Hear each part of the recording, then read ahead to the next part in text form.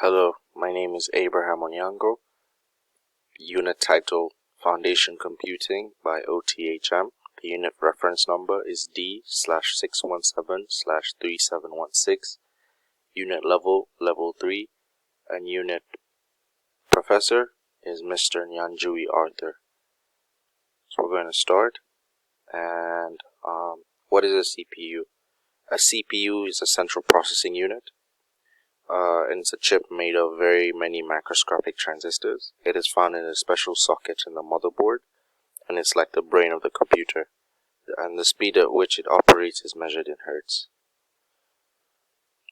Some of the components of the CPU are the memory storage unit, the control unit, the arithmetic logic unit, also known as the ALU, registers, cache, buses, and clock.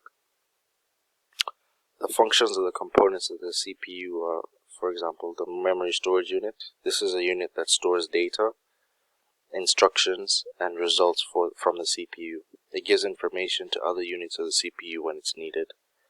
All inputs and outputs in the CPU pass through the memory storage.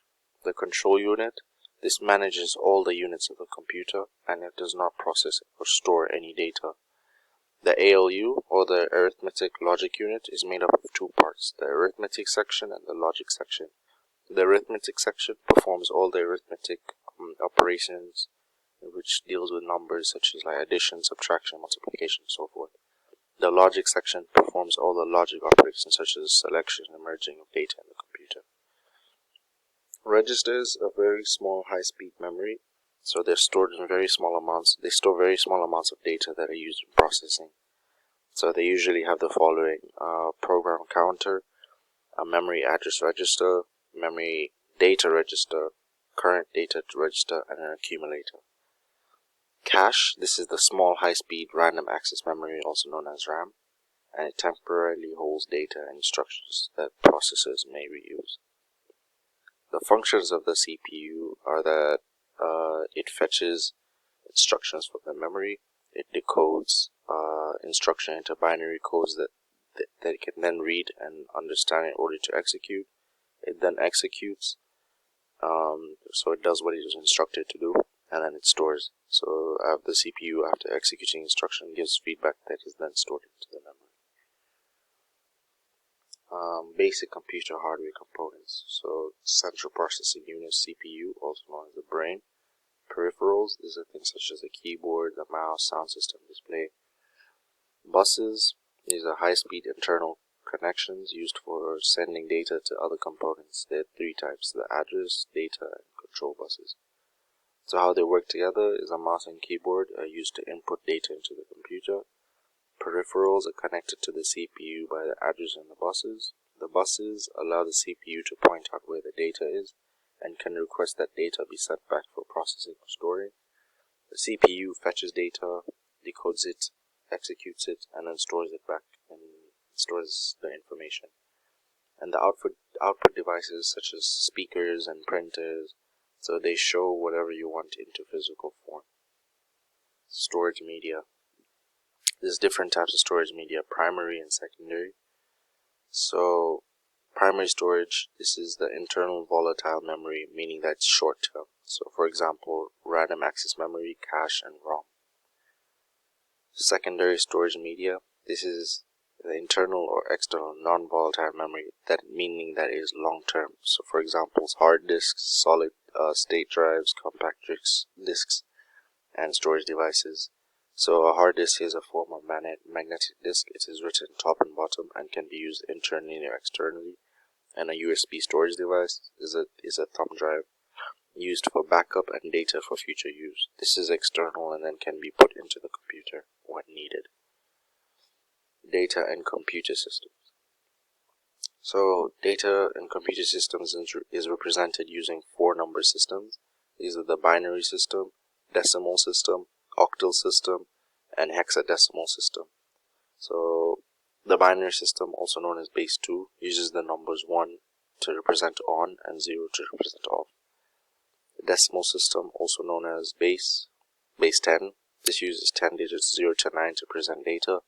Octal, also known as base 8, this uses 8 digits 0 to 7. hexadecimal, also known as base 16. This uses 10 digits, 0 to 9, and 6 letters, A to F, to represent data. Encryption. What is encryption? Why is it important? Encryption, this is the process of taking plain text and mixing it up into an unreadable format called ciphertext. This helps keeps the information confidential for the user only. And the importance of this is that data encryption is used because it secures information and data, essentially. This makes sure that that unauthorized users cannot get access to any information that is not shared with them.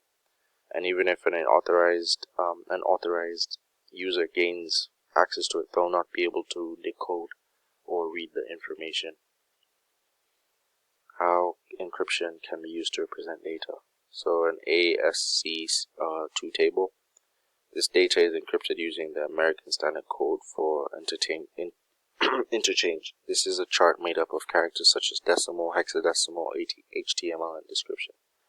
Unicode. This is the code that is able to support popular and special characters such as Mandarin and Japanese. How images and sounds are represented in computer systems. So the way images are represented in computer systems is by using the binary number system. The computer uses the on and off techniques of binary numbers to create pixels. These pictures can be in black and white, but also color can be added. And for sounds, these are also represented using the binary number system. First, sound is input in the computer using a microphone. Then the sound waves from these sounds are then converted into a digital signal. These are then converted into binary and then recorded to the nearest whole number. Encryption application. Hashes. This generates a series of numbers and characters that make sure information is not corrupted. Digital certificates. This is given by a third-party company that vouches for the website so the user knows it's authentic. Encryption protocols. Internet protocol security. So it's a framework for different types of encryption. It verifies using a private and or public key. Point-to-point tunneling protocol. Layer-to tunneling protocol. Secure socket tunneling protocol. Secure socket layer. Hypertext transfer protocol secure, different types of encryption protocols. Data compression. So what is data compression? This is the process of encoding data to reduce its size. The reduction is only possible if the original database contains some type of redundancy. There are two types of data compressions, which are lossy compression and lossless compression.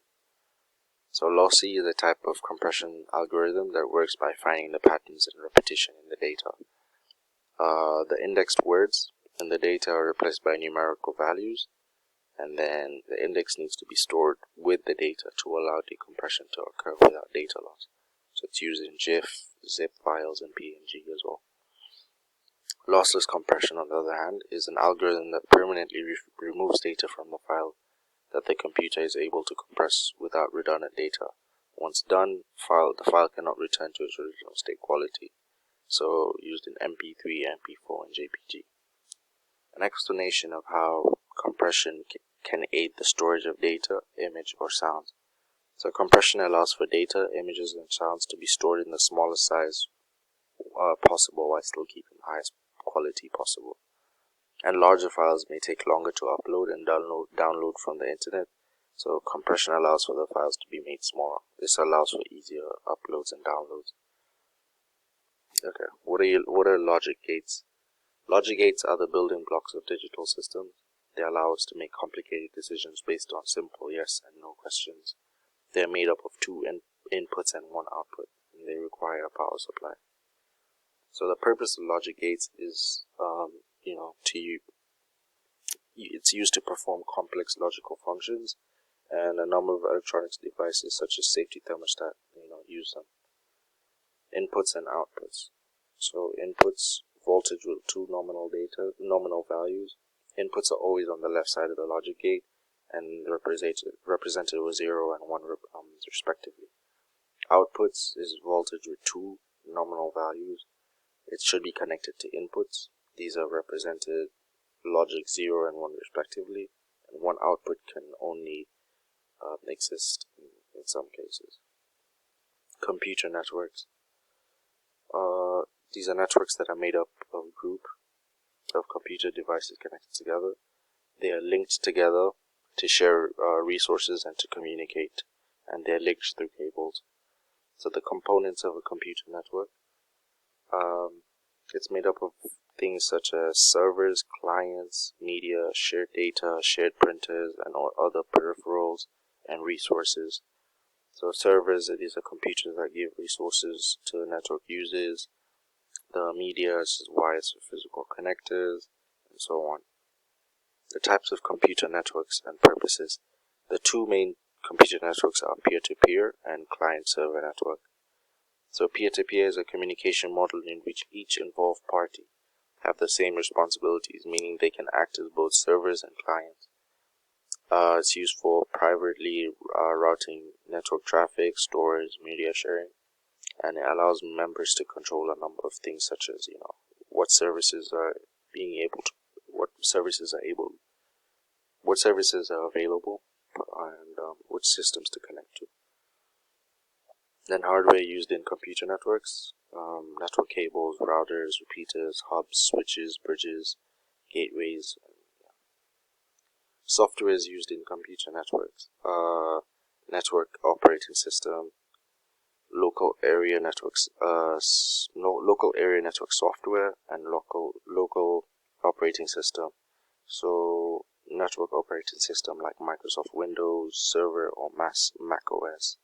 Local area networks, so it can be at home Wi-Fi or small business networks. Transmission media used in computer hardware. So this guided media. This is a twisted pair cable made of copper wires twisted in pairs, mostly used in telecommunication. Coaxial cable made of copper, aluminum, and wrapped by insulating layer. So it's used for work sites. Optical fiber cables that they carry light to represent data.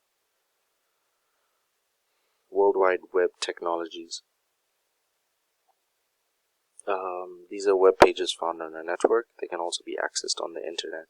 There are three types of World Wide Web technologies: HTML, URL, and HTTP.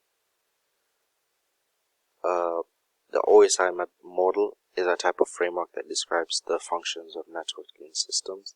So it puts the computer functions into a set of universal rules on how to support connections between different products and software.